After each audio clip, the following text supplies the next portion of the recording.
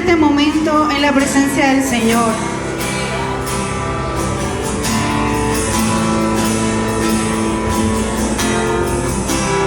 Hay un nombre sobre todo nombre, no hay otro mayor que Él. Dejó su trono para darnos vida y en gloria resucitó. Santo, soberano.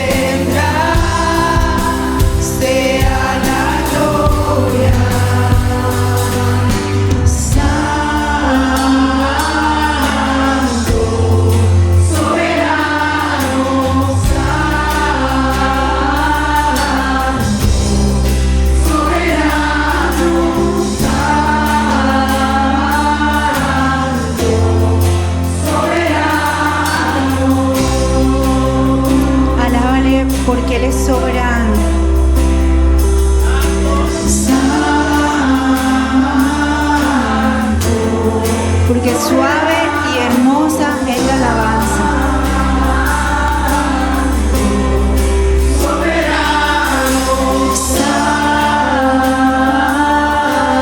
Santo, soberano Dios.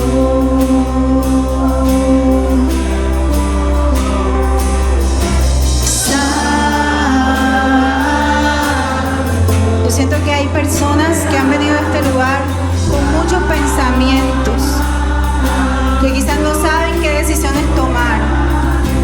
Pero yo te quiero decir que este es un momento para adorar.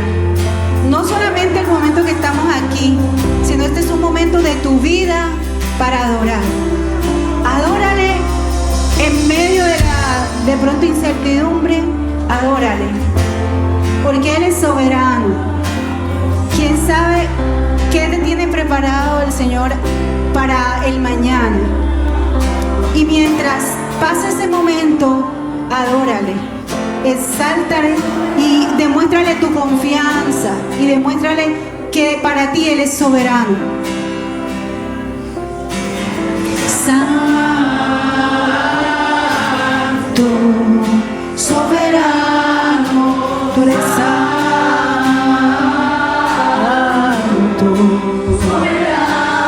Tú eres santo, soberano, Señor. Tú eres soberano. Santo, tú eres soberano.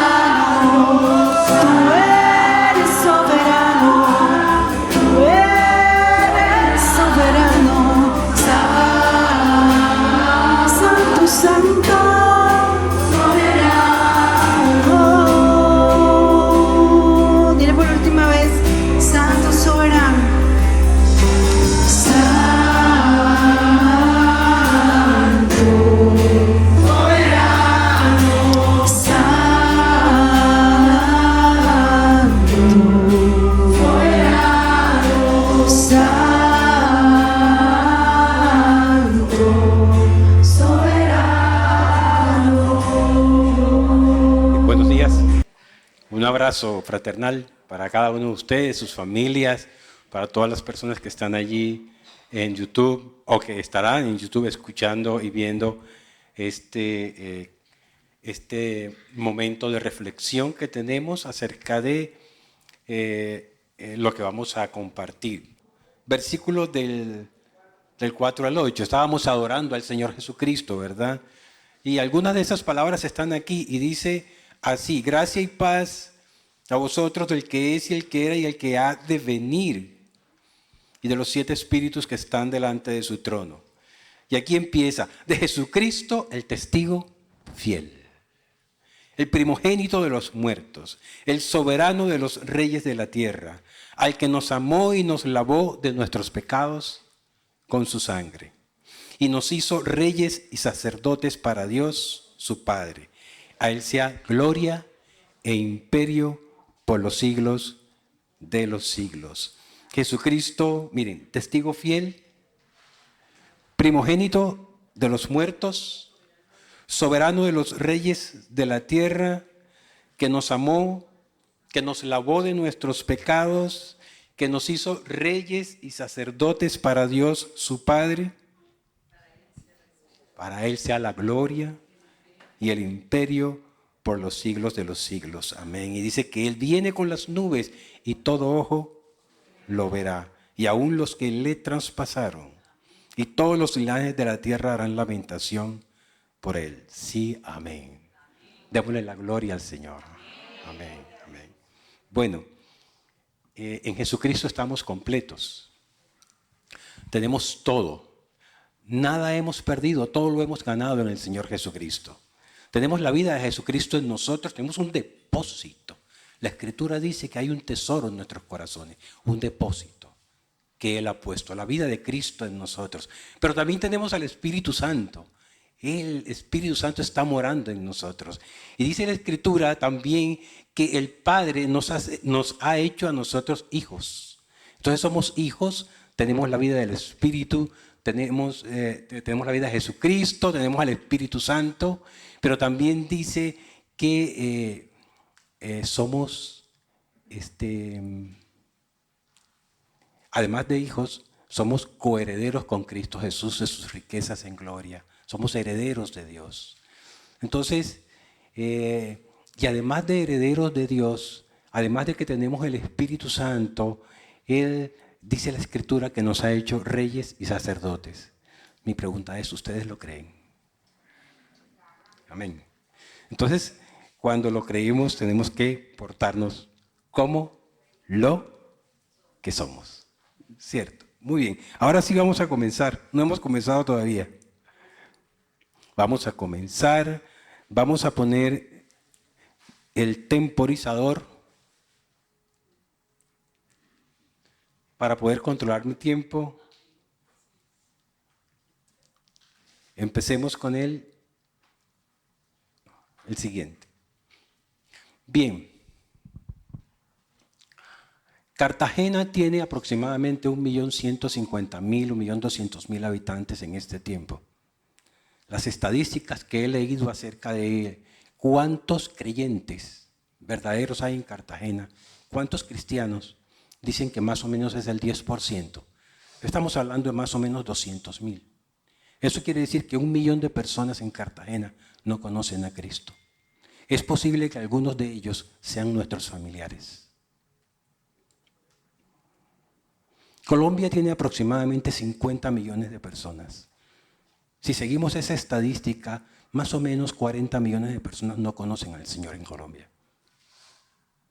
Algunos de esos pueden ser nuestros familiares. Otros pueden ser nuestros vecinos. Latinoamérica, Centroamérica y México tienen aproximadamente 600 millones de habitantes, de los cuales el 10% o el 15% son creyentes. Otros están en otras religiones. Eso quiere decir que más o menos 450 millones de personas en toda Latinoamérica no conocen al Señor. En el mundo, en el 2024, tendremos 8.000 millones de personas. Si seguimos esa estadística, más o menos 1.600 millones de personas conocen al Señor Jesucristo. Y las otras 6.400 no conocen al Señor. ¿Qué les parece esa estadística?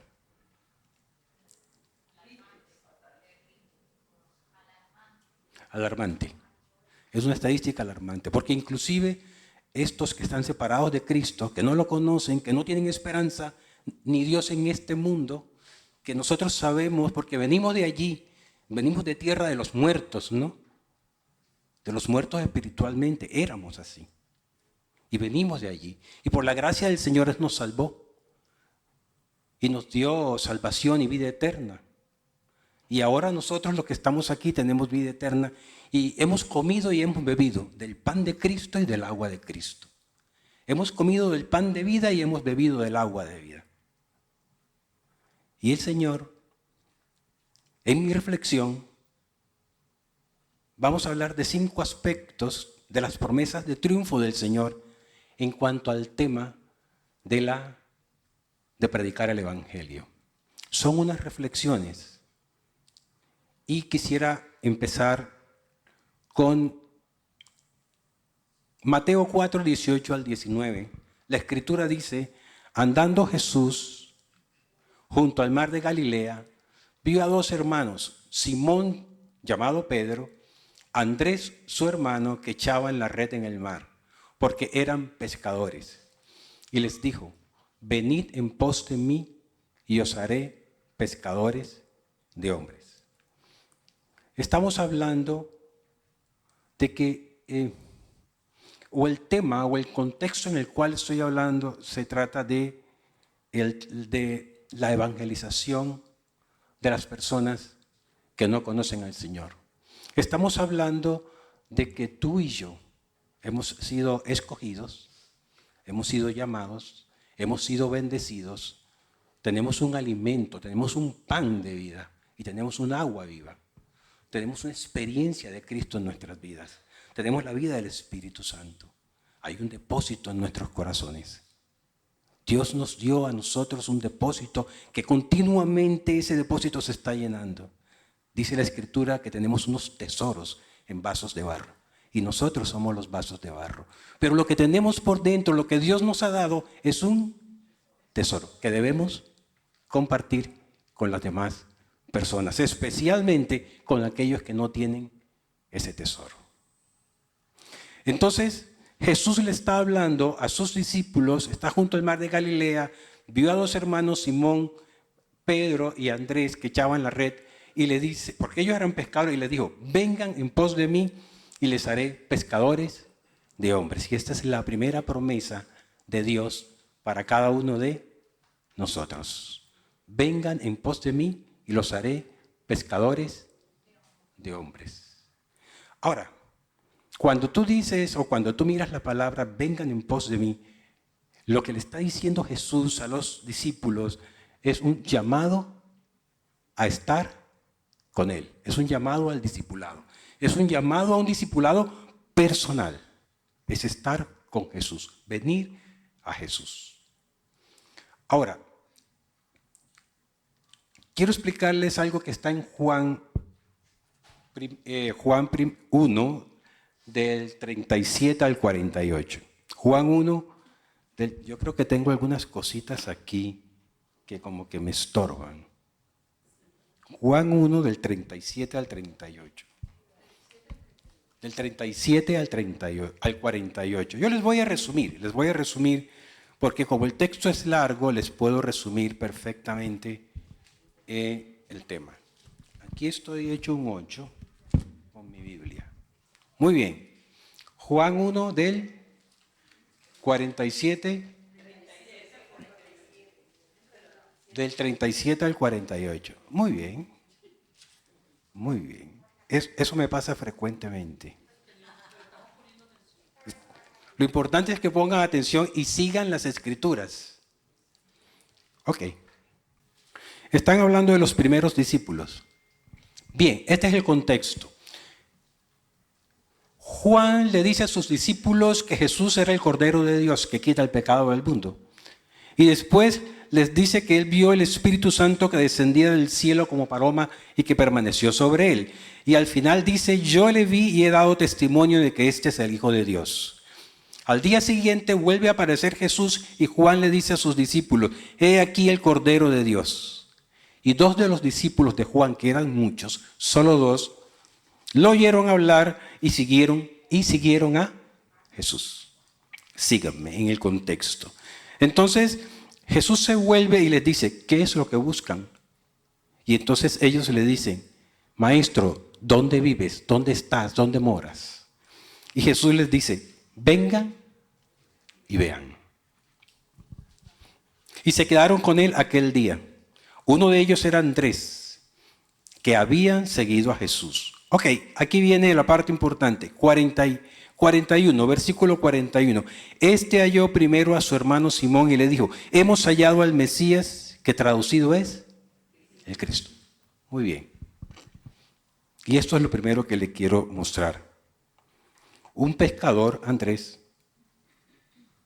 se acerca a Jesús, motivado por Juan, tiene un día, una tarde y una noche con Jesús.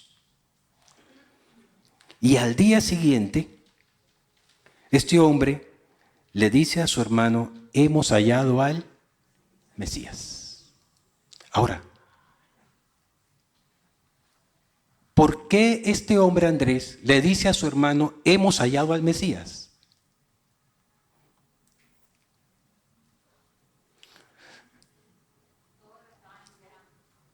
Todos lo estaban esperando, pero nadie sabía quién era, solo Juan.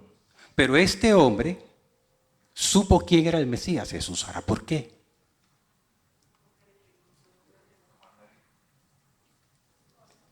Miren lo que dice la Escritura. Miren lo que dice la Escritura.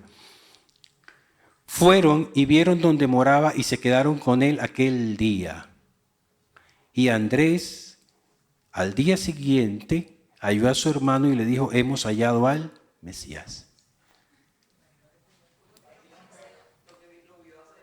Porque estuvo un tiempo con él. Estuvo una tarde y una noche con él. Y en una tarde y en una noche, Andrés, además del testimonio que había dado Juan, lo pudo comprobar él mismo.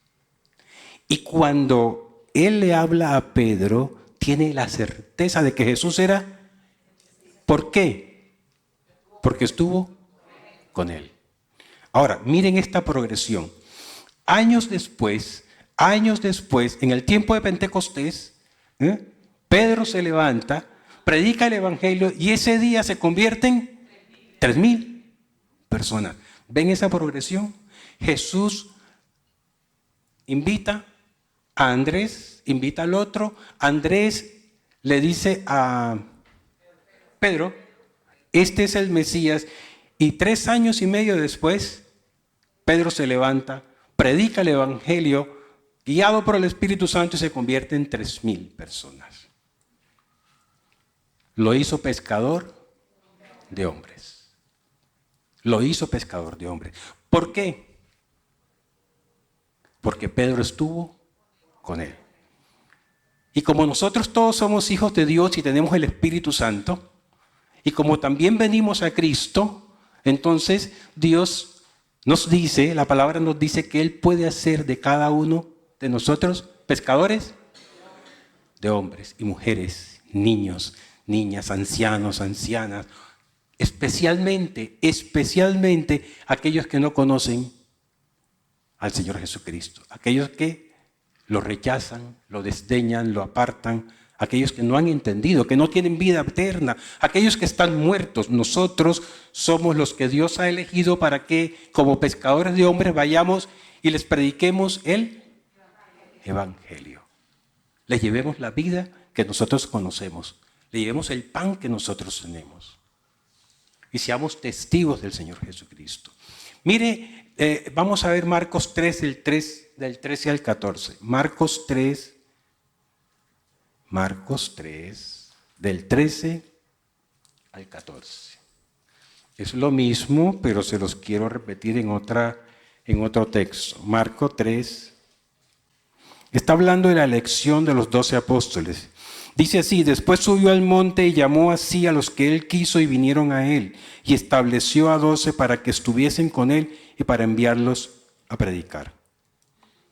Y estableció a 12. ¿Con qué objetivo estableció Jesús a los discípulos? Para que estuviesen con él. Y para enviarlos, pero antes de enviarlos a predicar era estar con él. Así que hay un llamado al discipulado con Jesús.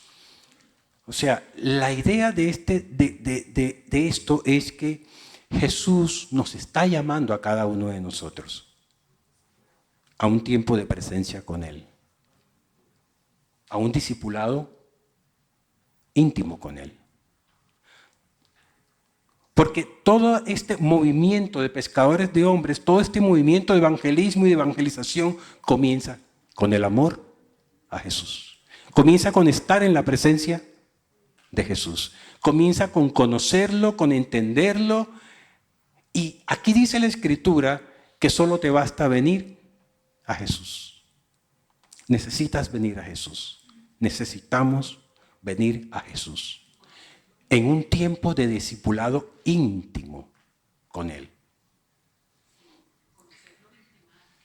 No es solamente un discipulado en el IMES o un discipulado de otro tipo, sino que tú tienes que estar con Él. Es necesario estar con Él. Necesitamos un compromiso con la verdad y necesitamos una vida santa. Y si vamos con Cristo y lo seguimos y conocemos las Escrituras, lo vemos en las Escrituras, Él va a actuar en nuestras vidas y va a cambiar en nuestras vidas. ¿A quién iba Jesús? ¿Qué dicen los evangelios? ¿A dónde iba Él? ¿A quiénes buscaba Jesús?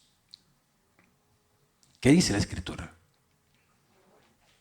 Los cojos, los ciegos, los sordos, los paralíticos, los endemoniados, los enfermos, los leprosos,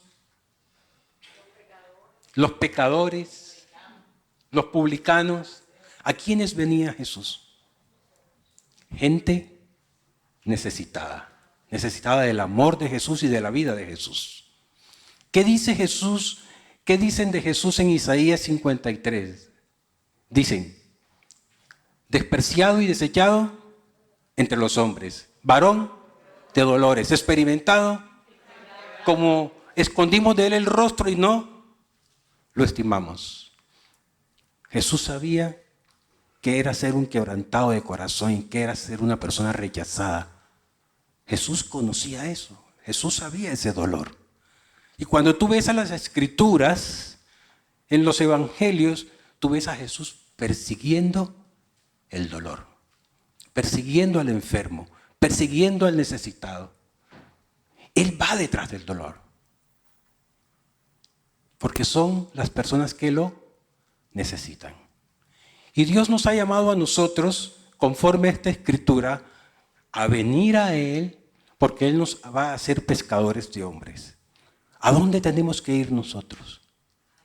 A Él primero, pero después nos envía a los necesitados. Los que no conocen de Cristo, los que no tienen vida eterna. 1 millón de personas en Cartagena. 40 millones de personas en Colombia. Y nosotros tenemos la llave. Podemos abrir y cerrar esas vidas. Podemos llevarlas a Cristo o no. Nosotros tenemos el pan de vida y tenemos el agua viva. Tenemos la llave. Ahora, ¿cómo podemos abrir con esa llave? ¿Qué dice la Escritura? Tenemos que venir a Él.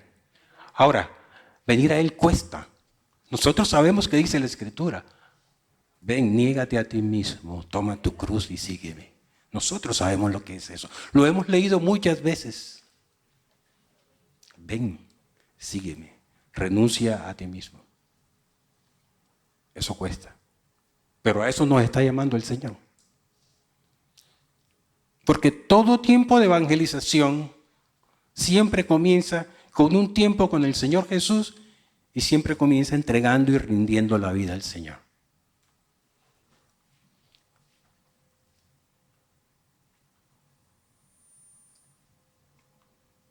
Estuve en Santa Marta con mi esposa hace unos días y estuvimos en una zona por allí de Belo Horizonte, ¿verdad?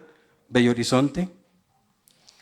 Y al día siguiente nos levantamos muy temprano a caminar y yo me encuentro con esto. Esto fue lo que yo vi. Vi a un niño como de 12 años con una caña de pescar muy artesanal.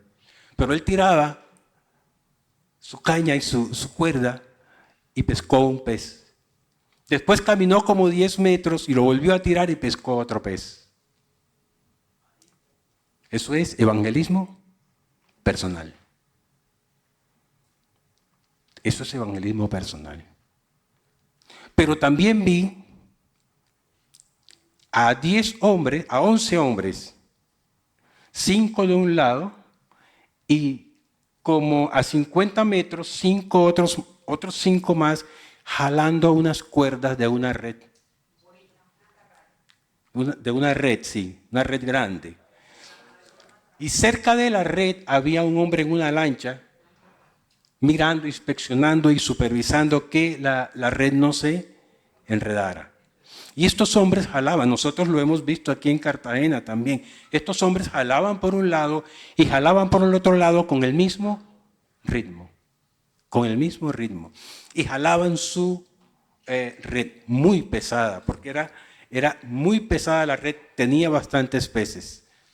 Yo no alcancé a ver el final, pero yo enseguida me imaginé un movimiento evangelístico de toda la iglesia. ¿Cierto? Uno era un ir a pescar persona por persona. Amigos, conocidos, hermanos, familiares, vecinos. Y a donde Dios te lleve, con quien Dios te tope. Porque el Espíritu va y te guía y te lleva. Y Y hay personas tan necesitadas que tú te las puedes encontrar. Es más, hay personas que ya el Espíritu de Dios ha preparado. Y solamente es que tú le sueltes la palabra y la persona te recibe al Señor. Y ya vamos a ver que hay personas que no son así. Pero muy bien, lo que yo entendí de eso que vi es, por un lado, cada uno de ustedes y mi persona haciendo evangelismo personal.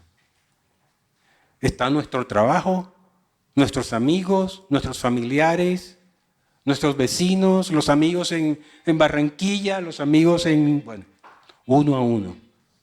Pero por otro lado, un esfuerzo mancomunado de toda la iglesia, de cada uno de nosotros, participando de un proceso de evangelización que en este centro apostólico es a través de un movimiento de plantación de iglesias. Hace 15 días, ustedes estuvieron en la ceremonia de lanzamiento de los pastores Carlos y Karina. Y ellos salieron con un propósito, y fueron varios acompañándolos, pero tienen un propósito. ¿Cuál es? Alcanzar a otros, alcanzar a los que no conocen al Señor Jesucristo. Entonces, la figura es la red con varios que están cooperando. Entonces nosotros, el centro apostólico, tiene un movimiento de plantación, una forma de extender el reino de Dios, que es nuestro llamado, de expandir el reino de Dios, que es a través de este movimiento de plantación de iglesias. ¿Eso qué significa? Que todos nosotros hacemos parte de ese movimiento de plantación de iglesias y de ese proceso que están viviendo los pastores Carlos y Karina, y que todos nosotros debemos apoyarlo. Es como esos 5 hombres de un lado y del otro que están jalando la red. Nosotros lo estamos haciendo junto con ellos. ¿Cómo lo hacemos? Bueno, estamos orando, estamos apoyándolo, pero también estamos dando nuestros recursos. Entonces, enviándolos. Créalo, hermano. Gran privilegio tenemos en participar en la expansión del reino de Dios. Gran privilegio. El Señor nos escogió a cada uno de nosotros para hacerlo, para participar de eso. Sigamos. El segundo texto que quiero leerles se llama Testigos de Cristo. El Señor nos ha llamado a ser testigos de Cristo. Hechos 1:8 dice: pero recibiréis poder cuando haya venido sobre vosotros el Espíritu Santo, y me seréis testigos en Jerusalén, en toda Judea, en Samaria y hasta lo último de la tierra. Muy bien, ¿qué es un testigo? ¿Uno qué? ¿Y qué? Y además tiene registros de documentos. Imagínense un testigo mudo. Ustedes se pueden imaginar en un recinto, acá nuestro doctor que es abogado sabe que cuando hay un tribunal y llaman a un testigo, el testigo no se puede quedar callado. Porque si se queda callado no es testigo. No sirve para testigo.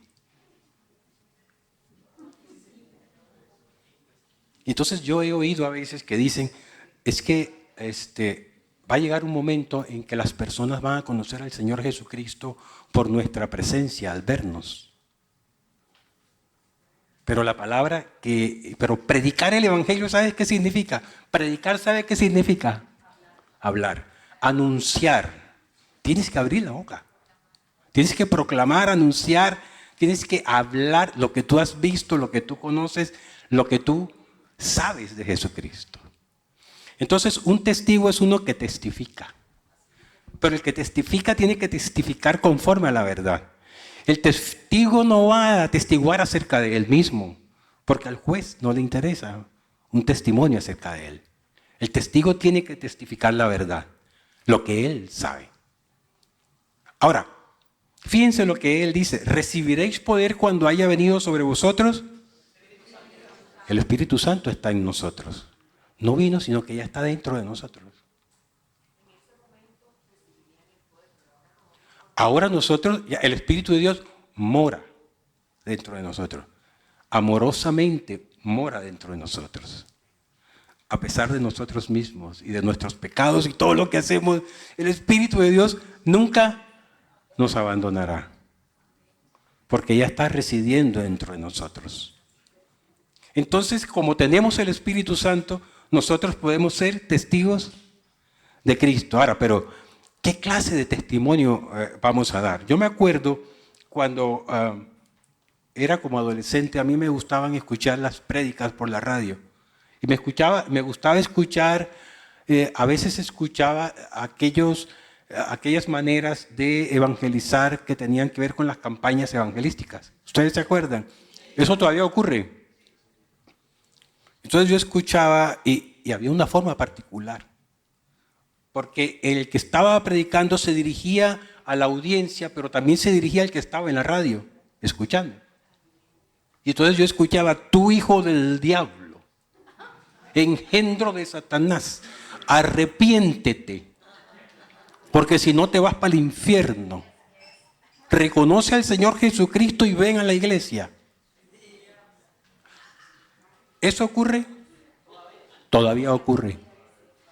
Todavía pasa eso. ¿Y saben qué? Hay gente que todavía se convierte con ese mensaje. ¿Por qué? Porque hay gente a la cual hay que estremecerlos. Y ese mensaje los estremece. Sí. Entonces, para cada uno Dios tiene una estrategia. Conmigo no funcionó esa estrategia. Cuando yo escuché hijo del diablo, yo me aparté. Pero funciona. Ahora, ¿qué vamos a decir? Quiero ver con ustedes en Hechos 2:22. Hechos 2:22, ¿qué fue lo que hizo Pedro? ¿Cómo fue que testificó Pedro?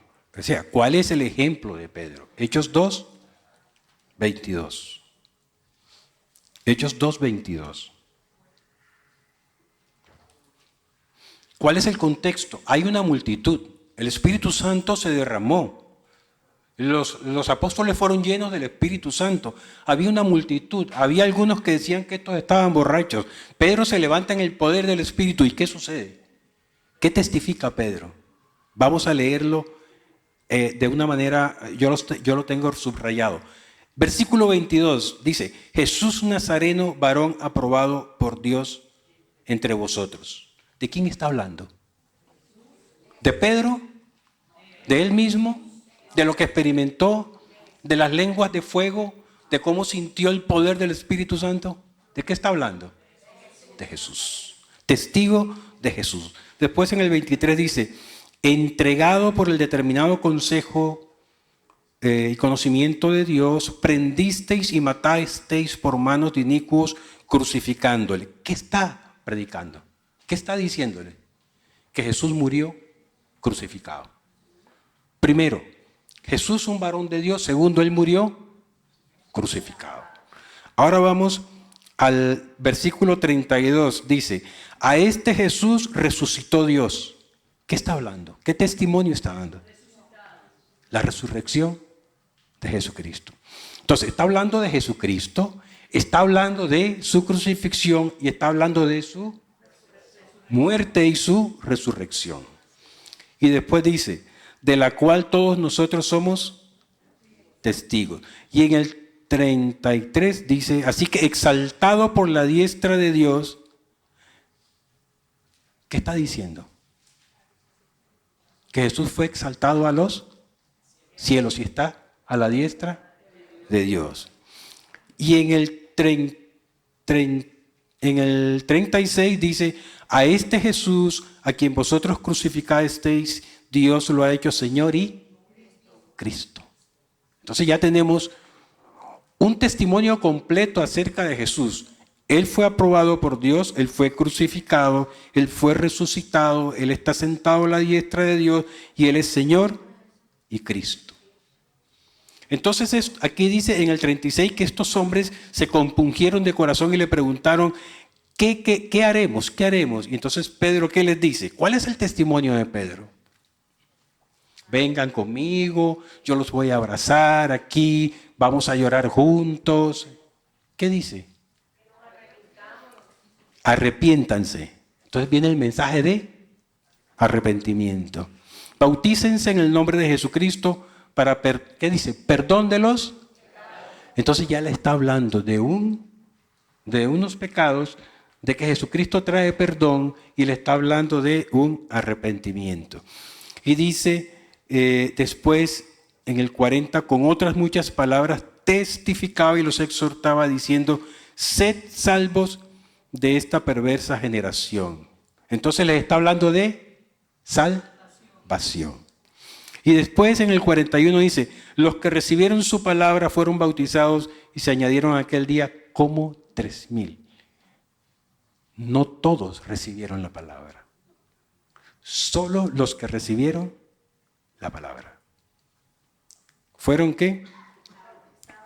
Eso quiere decir que cuando tú des testimonio acerca de Jesucristo es posible que alguno de ellos te rechacen. Y no hay ningún problema. ¿Por qué? Por una razón. Nosotros no somos los que salvamos. El que salva es Cristo. Pero nosotros sí somos los que tenemos la semilla. Tenemos la palabra. Nosotros tenemos la llave. Ahora, ¿por qué les estoy diciendo esto? Porque este es un modelo de cómo nosotros podemos testificar acerca del Señor Jesucristo. Él es la razón de ser, Él es Cristo. Segundo, Él fue crucificado, Él fue resucitado, Él fue exaltado a la diestra de Dios, Él es el Señor y Cristo. Él es quien da perdón de pecados, por Él se recibe el Espíritu Santo y además los que crean en esta palabra van a ser añadidos a la iglesia y en esa ocasión fueron 3,000. Ahora, ¿por qué estamos hablando de esto? Por una razón, porque los que no conocen a Cristo deben nacer de nuevo. Nosotros no podemos hablarle cualquier palabra. La escritura es tan extensa y tan grande, pero cuando tú vas a una persona que tú sabes que no conoce a Cristo, no le puedes hablar acerca del Apocalipsis. No le puedes hablar de los 4 jinetes del Apocalipsis. ¿Me entienden lo que les quiero decir? No le puedes hablar de Abraham, ni le puedes hablar de José, ni de las maravillas del mar muerto. ¿Por qué? ¿Por qué? Es palabra de Dios. Pero las palabras que tú debes hablar, eso se llaman palabras escogidas. Se llama el Evangelio. ¿Sí? Son las palabras escogidas. Porque si tú le hablas acerca de los 4 jinetes del Apocalipsis, o les hablas de los 7 sellos y las 7 trompetas, y les hablas de la segunda venida de Jesucristo, esa palabra no va a llegar donde deben. ¿Por qué? Porque ellos necesitan saber, necesitan entender en sus corazones y en su mente, necesitan entender que ellos son pecadores. ¿Me entiendes? Primero, pero necesitan entender que son pecadores, que han cometido pecado. Si tú no entiendes que eres un pecador, no llegas a la salvación. Necesitan entender el amor de Dios. Y necesitan entender cómo ocurrió. ¿Por qué Jesús murió? ¿Por qué vino a este mundo? Dice la Escritura que el amor de Dios era muy grande y lo envió a su Hijo. Necesitan entender. Amados, la Escritura dice que el Dios de este mundo ha cegado el entendimiento de los que no son creyentes para que no les resplandezca la luz del Evangelio de la gloria de Jesucristo. ¿Qué quiere decir eso? Las personas que están sin Cristo no entienden las palabras nuestras. No entienden. Si le hablamos del Apocalipsis, no entienden. Si le hablamos de las visiones de Ezequiel, no entienden. Pero tú quieres llevarlos a Cristo. Luego, si tú les hablas de tu testimonio, tampoco los va a llevar a Cristo. Ellos necesitan unas palabras escogidas. ¿Y cuáles son esas palabras escogidas? La del Evangelio. ¿Por qué? Porque la Escritura dice que el Evangelio es poder de Dios para salvación a todo aquel que cree. Entonces tú tienes que llevarle las palabras del Evangelio. Son semillas escogidas, pero tú conoces esas palabras. ¿Y cuáles son esas palabras? Cristo fue crucificado, Él murió, Él resucitó. Este es el resumen. Él resucitó, está exaltado a la diestra de Dios. Cristo vino por ellos, Dios los amó, Él dio su vida. ¿Cierto?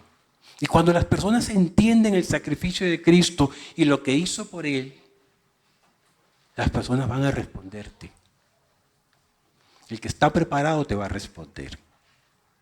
El que no está preparado probablemente no te responda o rechace el mensaje, pero tú no has perdido el tiempo.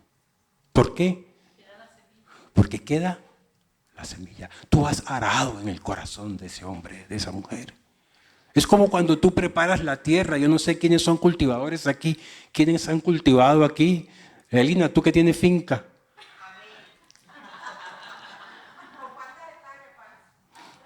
Cuando tú vas a sembrar una semilla, primero tienes que preparar la tierra, ¿cierto?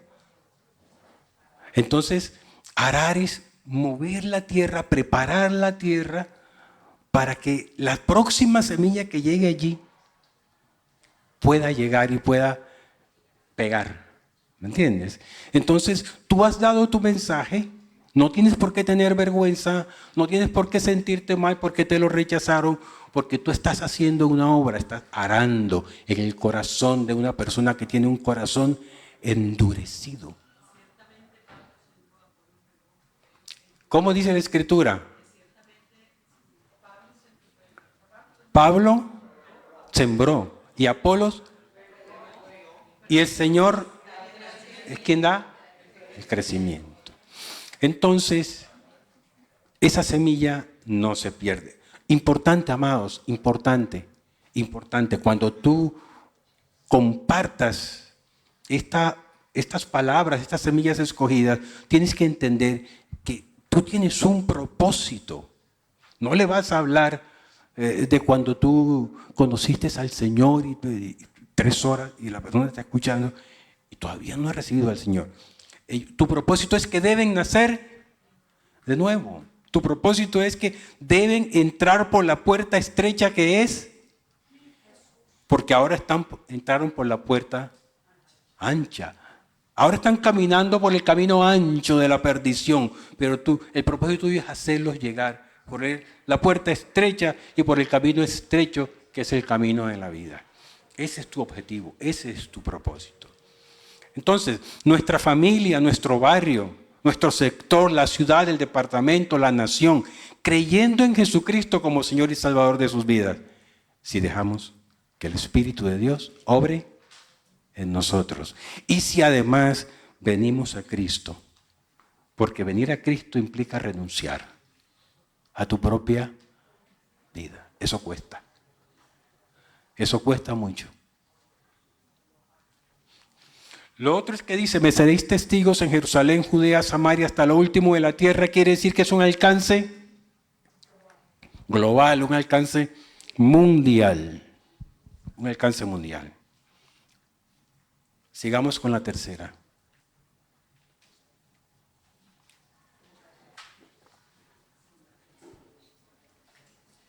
Estamos hablando de promesas de triunfo. Esta es la tercera promesa. La primera es, ¿cuál? ¿Cuál? Que Jesús te hace pescador, seres humanos, personas que no conocen a Cristo, que no entienden, lo rechazan, están muertos espiritualmente, no tienen vida eterna. La Escritura es clara, Jesús dice de una manera muy clara, muy contundente, para Él no hay términos medios. El que cree en mí tiene vida eterna, el que no cree no tiene la vida.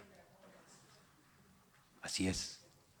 Y nosotros tenemos que hacer que las personas lleguen a la vida eterna. Ahora, ¿es posible? Sí, es posible. Dios te ha escogido a ti, a cada uno de nosotros. Ha escogido a mí y los ha escogido a cada uno de ustedes. y los equipa y los ha capacitado, y hay un depósito, un tesoro precioso aquí en el corazón que Dios le ha dado a cada uno de ustedes para que compartan esa semilla, esa palabra de vida, ese pan vivo que tanto necesitan los hambrientos de este mundo. 1 millón en Cartagena, 40 millones en Colombia, 450 millones en Latinoamérica y México, 6.400 millones en el mundo. Los campos están listos, dice la Escritura. Los campos están listos.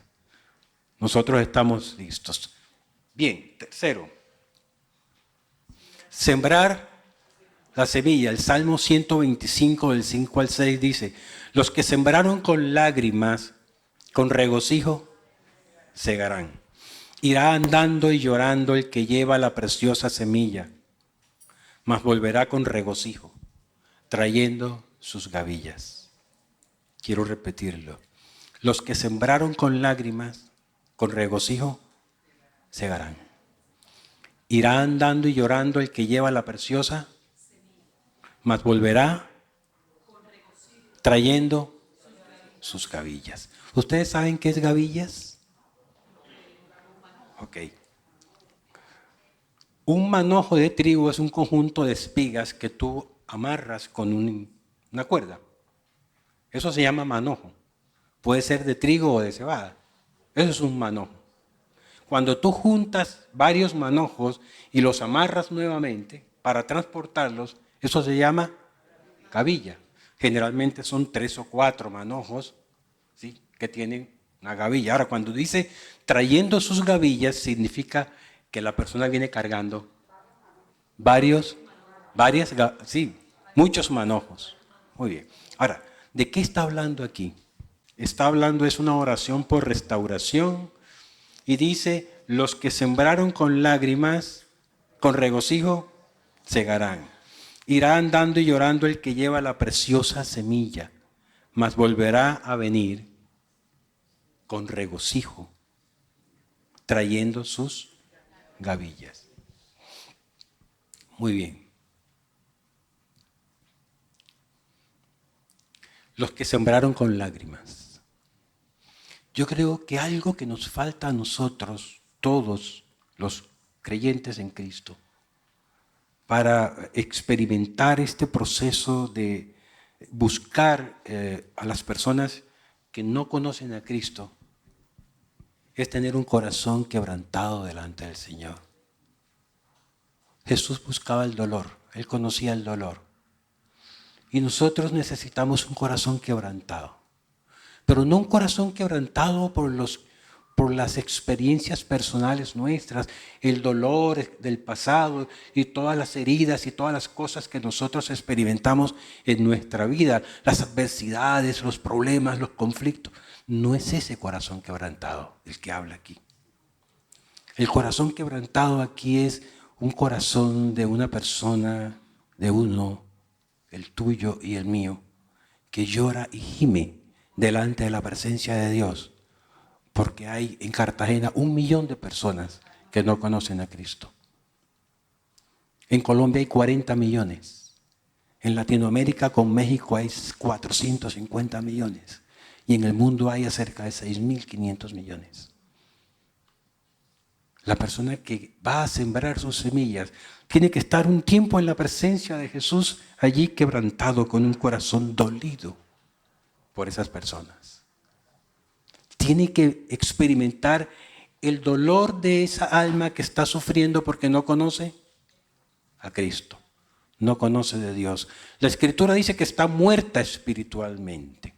Él no entiende. Nosotros sí entendemos. Y hay muchos que rechazan a Cristo. Y nosotros debemos estar dolidos. Y debemos orar delante del Señor. Y debemos gemir y debemos clamar delante del Señor. Por familiares, amigos, vecinos, personas que no conocen del Señor.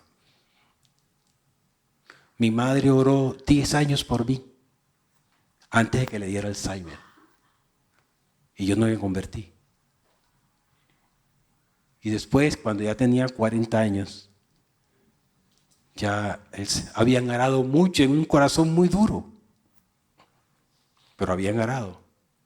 Mi madre nos visitaba cuando venía a Cartagena y me hablaba del Señor. Pero el corazón mío no estaba listo, pero ella estaba arando. ¿Cuántas lágrimas derramó mi mamá por mí?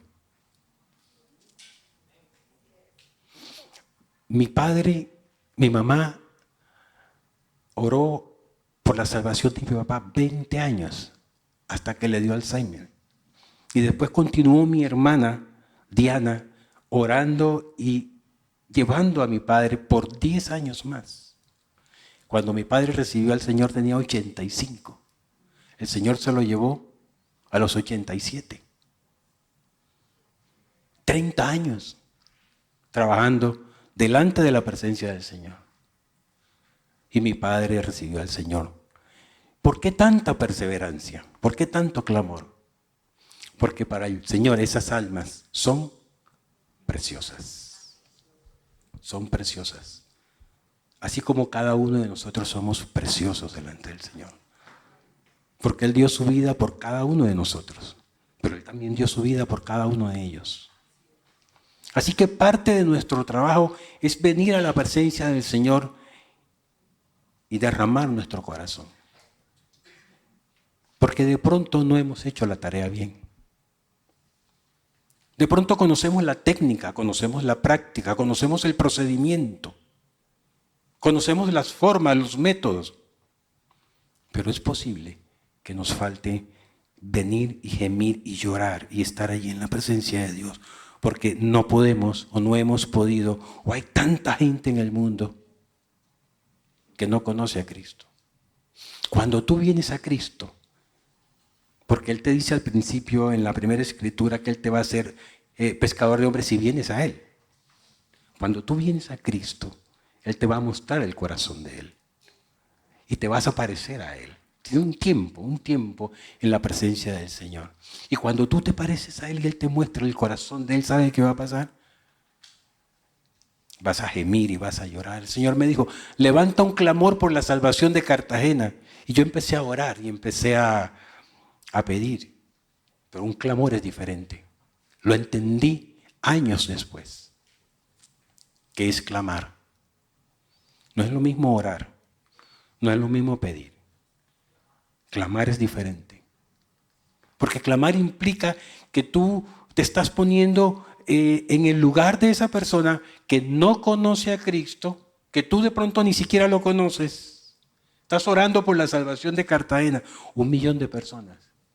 Y eso es un gran peso. Y tienes que tener un corazón quebrantado. El Señor te trae a quebrantamiento. Porque el Señor necesita que tú tengas el corazón de Él. Él fue por los perdidos. Él no fue allá a los señores que estaban en los palacios. Él no fue a los palacios. Él comió con los publicanos, en la casa de los publicanos. Él tocó al leproso, que era una de las personas rechazadas de Israel, y lo tocó. Les quiero mostrar el corazón quebrantado del Señor. Necesitamos amor de Cristo y compasión. Vámonos a Jeremías 9:1. Jeremías 9:1. Quiero mostrarles esto. Jeremías 9:1. Necesitamos un corazón quebrantado delante del Señor. Pero entiéndanme, no es un corazón quebrantado por nuestros pesares. Corazón quebrantado y dolido, un corazón. Si hay algo que va a cambiar tu vida y que va a cambiar la vida de muchas personas, se llama amor de Cristo y compasión. Sin amor de Cristo y sin compasión, no hay sanidad. Amor de Cristo y compasión, eso incluye la misericordia. Amor de Cristo y compasión. Tú quieres sanar a los quebrantados de corazón, tienes un ministerio de sanidad interior de quebrantado de corazón. Amor de Cristo y compasión. Tienes que ser compasivo, tienes que tener amor de Cristo. Jeremías 9:1. Si ustedes lo tienen, le voy a decir. Le voy a poner el contexto. Jeremías se está lamentando sobre Judá y Jerusalén. Dios se está lamentando sobre Judá y Jerusalén. ¿Por qué? Porque está escribiendo aquí está inspirado Jeremías por el Espíritu de Dios. Miren lo que está diciendo aquí Jeremías, pero es el Espíritu de Dios el que está hablando. Jeremías 9:1. Hay un lamento sobre Judá y Jerusalén. Y dice Jeremías 9:1. Oh, si mi cabeza se hiciese aguas y mis ojos fuentes de lágrimas para que llore día y noche los muertos de la hija de mi pueblo. Repito. Oh, si mi cabeza se hiciese lágrimas, aguas y mis ojos fuentes de aguas para que llore día y noche los muertos de la hija de mi pueblo. El corazón de Dios, el Espíritu Santo. Jeremías sabe, Dios sabe, el Espíritu de Dios sabe lo que está pasando. Más adelante está diciendo, cada uno engaña a su compañero, ninguno habla verdad, acostumbraron su lengua a hablar mentira, a actuar perversamente. Ese era Judá y Jerusalén, pero el mundo ahora es peor, porque dice que con el tiempo se irá incrementando la maldad del mundo. El mundo publica su maldad. Mira, tú puedes ver las revistas, puedes mirar la televisión, las redes sociales, asesinatos, feminicidios, violaciones, díganme, drogadicción, prostitución, trata de blancas, trata de niños, violaciones, homicidios, guerras y más guerras, destrucción, la maldad en pleno furor. Y este profeta, inspirado por el Espíritu Santo, estaba diciendo, ojalá mi cabeza se hiciese aguas y mis ojos fuente de lágrimas para llorar día y noche los muertos. Día y noche los muertos. Tenemos 1 millón de muertos espirituales en Cartagena. 40 millones de muertos en Colombia. 450 millones de personas por quien llorar, porque están muertos espiritualmente. La Escritura dice, más adelante dice, me han desconocido, dice Jehová. Procedieron muy mal, dice. Necesitamos un corazón quebrantado delante del Señor. Un corazón apegado al Señor. Y cuando tú estás apegado al Señor, cuando estás en la presencia del Señor, Él va a cambiar tu vida, va a transformar tus pensamientos, va a cambiar tu forma de mirar las cosas y te va a dar un corazón quebrantado como el de Él, que llora por los perdidos, por los que no lo conocen. Porque Él vino a morir y murió en la cruz por ellos. Y ahora estos están muertos todavía. Dice que tú siembras con lágrimas, o sea, tú tomas las semillas que son escogidas, que es la palabra del Evangelio, y te presentas delante del Señor, pero vas a cegar con... Cegar es cosechar. Vas a cosechar con... Hay gozo en el cosechar. Hay gozo en el cosechar. Hay gozo cuando tú le hablas el Evangelio a una persona de una manera sencilla, no como de pronto se predica, digamos, en un púlpito, pero sí hay una manera sencilla de hablar. Tú le hablas y esta persona te recibe y recibe al Señor y entiende en su mente y entiende en su corazón quién era y lo que hizo el Señor Jesucristo y entiende la salvación. Si no entiende, no ha recibido al Señor. La fe necesita una base de entendimiento. La fe no es sin razón. La fe no es ciega, la fe no es loca. La fe necesita un fundamento de entendimiento. Las personas necesitan entender el Evangelio. Cuando lo entienden, comprenden y reciben y el Señor los salva. Porque dice la Escritura en 2 Corintios 4:4, que es que, ya la dije, el Dios de este siglo cegó el entendimiento de estas personas para que no les resplandezca la luz del Evangelio. Pero tú eres la luz del mundo. Lo dice la palabra. Tú traes esa luz. Y entonces tú hablas esa palabra del Evangelio a las personas. ¿Y sabes qué va a pasar? Esa palabra que es poderosa va a llegar al corazón. y al entendimiento de la persona. Dice la Escritura que el Evangelio es poder de Dios. Así que si queremos una cosecha grande, ¿qué tenemos que hacer? Sembrar muchas semillas. Si tú quieres una cosecha grande, tienes que sembrar muchas. Y si quieres una cosecha pequeñita, siembras poquitas semillas. Entonces, y cuando tú no siembras, ¿qué pasa? ¿No recoges? No. Pero la Escritura, ¿qué dice? Que hay gozo en el recoger.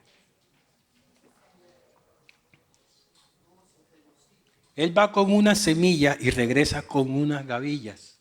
Él va con unas semillas, hace su proceso y regresa con unas gavillas. Regresa con los manojos. Regresa con un atado de manojos, eso es la gavilla. ¿Sí? Va con unas pocas semillas, pero regresa con una recompensa. Y entonces, y aquí dice, el que lleva la preciosa semilla. ¿Cuál es la preciosa semilla? ¿Cuál palabra? La palabra del Evangelio. El Evangelio es el poder de Dios para salvación a todo aquel que cree. Son las semillas escogidas. Si les hablas de los 4 jinetes del Apocalipsis, no van a ser salvos. Si les hablas de los 7 sellos y de las visiones de Ezequiel, que es doctrinal, que está en las Escrituras y que se pueden entender, si les hablas del lago de fuego y azufre, ¿sabes qué va a pasar? No van a entender. ¿Por qué? Porque tú le tienes que hablar las semillas, tienes que dar las semillas escogidas. ¿Cuál es la semilla escogida?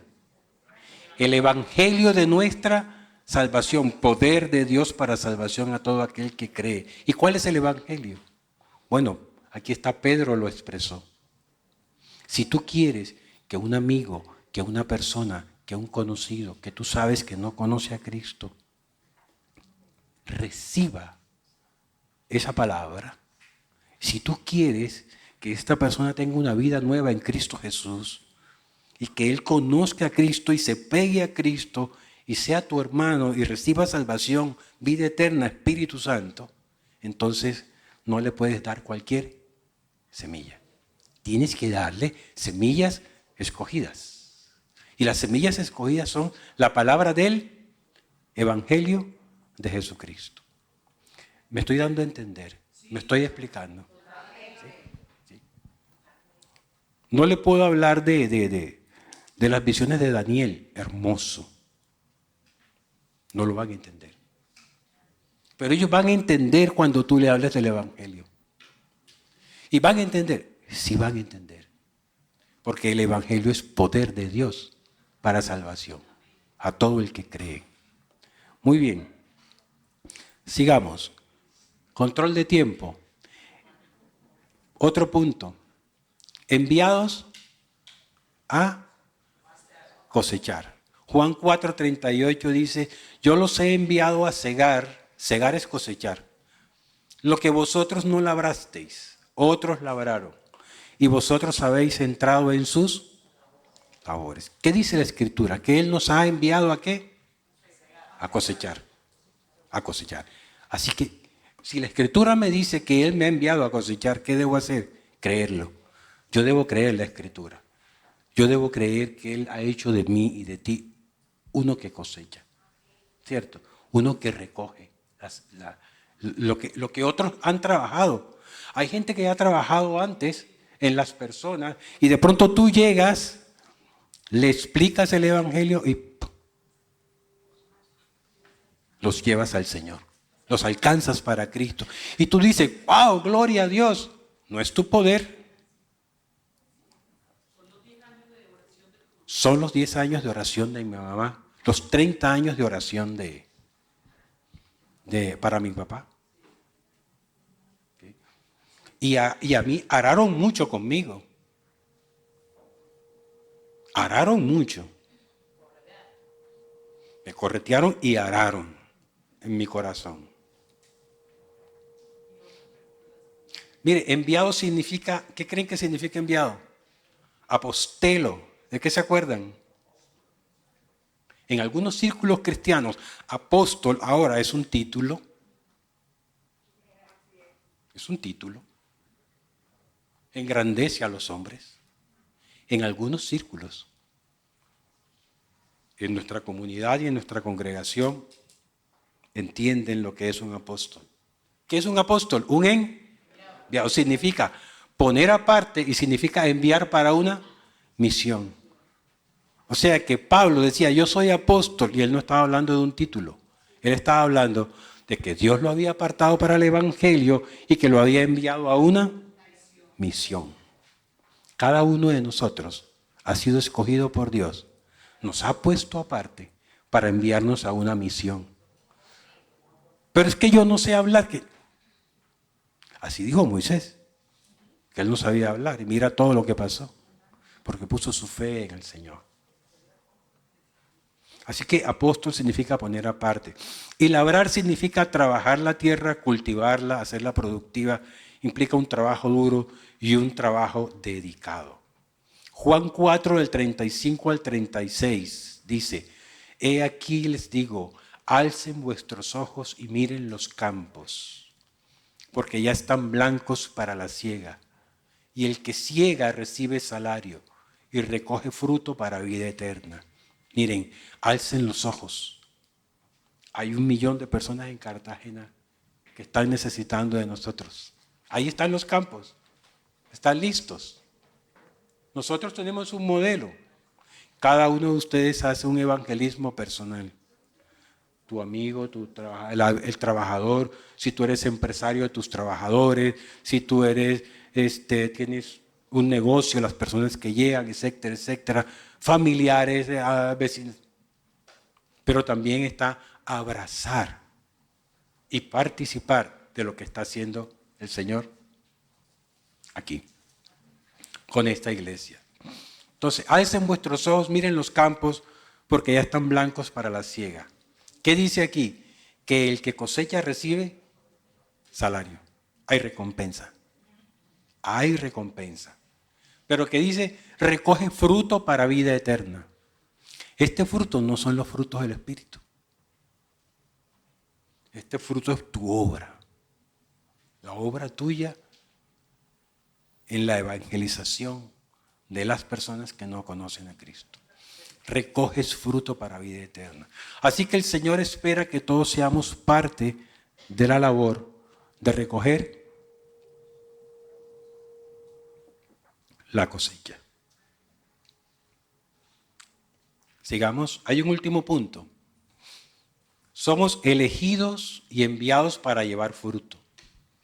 La Escritura dice, Juan 15, 16, no me elegisteis vosotros a mí, sino que yo los elegí a vosotros y los he puesto para que vayáis y llevéis mucho fruto. Y vuestro fruto permanezca, un fruto eterno. Para que todo lo que pidiereis al Padre en mi nombre, Él os lo dé. Estamos reflexionando sobre las Escrituras. Estamos teniendo un tiempo de reflexión sobre lo que la Escritura está diciendo, ¿cierto? Y está diciendo que Él nos eligió a cada uno de nosotros. Y que Él nos ha colocado, nos ha dado una asignación, nos ha dado una misión, un propósito de vida. Y es que nosotros vayamos y llevemos mucho fruto, un fruto eterno. Ahora, esa palabra fruto en este contexto, ¿sabes qué significa? Fruto como arrancado. Viene de la base de apoderarse, de arrebatar. Es como si tú tuvieras un árbol de mango, ¿verdad? Y tú jalas o sacas o quitas y recoges los frutos del árbol de mango. Se llama arrebatar, arrancar. Lo que se está refiriendo aquí no es a los frutos del Espíritu Santo, sino el arrancarle, el arrebatar, el rescatar personas para el reino de Dios. La única manera de extender el reino de Dios La única manera de expandir el reino de Dios es arrebatando a estas personas que están muertas espiritualmente y que no conocen del Señor. ¿Y cómo se arrebatan? Bueno, ¿cómo se arrebatan? Mediante la predicación del Evangelio. Probablemente en otro momento podamos hablar de eso. O sea, no es que le van a decir, no, es que el único evangelista aquí es Davis, Sotelo. Y le vamos a dejar todo ese trabajo a Sotelo. No, es Davis, ¿cómo es? Romero. No, es la pastora Marlene y el pastor Alex. No le podemos dejar esa labor. Todos estamos involucrados, todos. Tú traes uno, imagínense en esto, supongamos que seamos 100 personas y durante un año nos dediquemos a orar y a predicar el Evangelio, a compartirle este Evangelio de vida a una persona y lo logremos. ¿Cuántas personas vendrían al Señor? 200. 100 nosotros y 100 las nuevas. Y si al otro año esos 200 oran y se dedican y en un año consiguen sacar a una persona, arrebatar a una persona de las garras de la muerte espiritual y de la esclavitud de pecado, ¿cuántos tendríamos? 400. Y la progresión sigue. Si esos 400 al tercer año tendríamos ¿cuántas? Es un trabajo que nos compete a cada uno de nosotros. Entonces, esto es para cada creyente, amados. Si tú siembras una semilla de mango, ¿qué te va a dar? Y si siembras una semilla de maíz, ¿qué te va a dar? Cada uno se reproduce según. Entonces, un creyente se reproduce en otro creyente. Dios quiere utilizar nuestras vidas si obedecemos sus mandatos con sus fuerzas. Miren, amados, grandes cosas van a suceder si nosotros creemos que el Señor nos ha hecho pescadores de hombres, testigos de Cristo, nos ha enviado a sembrar la semilla del Evangelio, nos ha enviado a cosechar y nos ha elegido y enviado para llevar mucho fruto. Una conclusión. Segunda de Corintios 5:20 dice, así que somos embajadores en nombre de Cristo, como si Dios rogase por medio de nosotros. Les rogamos en nombre de Cristo, reconciliados con Dios. Somos embajadores de Cristo. Tenemos una conexión con el Rey.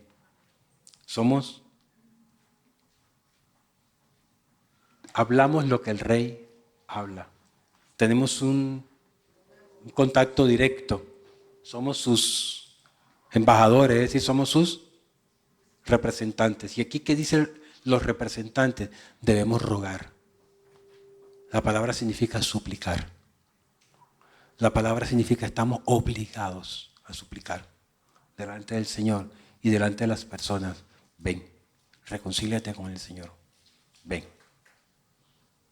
Vamos a orar. Padre, te damos gracias por este tiempo. Gracias por tu palabra, Padre. Gracias por tus propósitos con cada uno de nosotros, Señor. Gracias porque tú nos has escogido para llevar mucho fruto. Gracias, Señor. Danos un corazón quebrantado y un corazón que clama y que gime y que se presenta delante de ti y llora y gime y clama y ruega por la salvación de todos aquellos que están apartados de Cristo, que no lo conocen, que están muertos espiritualmente, pero que además están en un continuo peligro de morir e irse sin Cristo, separados de Cristo y de la vida eternamente. Señor, y eso es un peso muy grande, Señor. Te damos gracias, Señor. Ayúdanos, Señor Jesucristo, a venir a ti, a seguirte, a rendir nuestras vidas, a rendir nuestros corazones. Cada uno de nosotros, Señor. Ayúdanos a participar en este año de evangelización como nunca jamás ha sido en la vida del hombre. Un tiempo de evangelización en todo el mundo como nunca antes ha sido. Ayúdanos a participar de esta obra, Señor. Ayúdanos a gozarnos. Vamos sembrando la semilla, vamos clamando y llorando, pero vendremos con regocijo. Recogeremos cosecha, llevaremos mucho fruto. Haremos tu voluntad, Señor. Y te daremos honra y gloria, Señor. Al alcanzar personas que están perdidas, que están al borde del abismo, que no tienen esperanza, que ellos mismos no se pueden salvar. Y que tú, Señor, el único plan que tienes es que nosotros vayamos a compartirles, a darles de comer y beber el pan de vida que tú nos diste de comer y beber, Señor.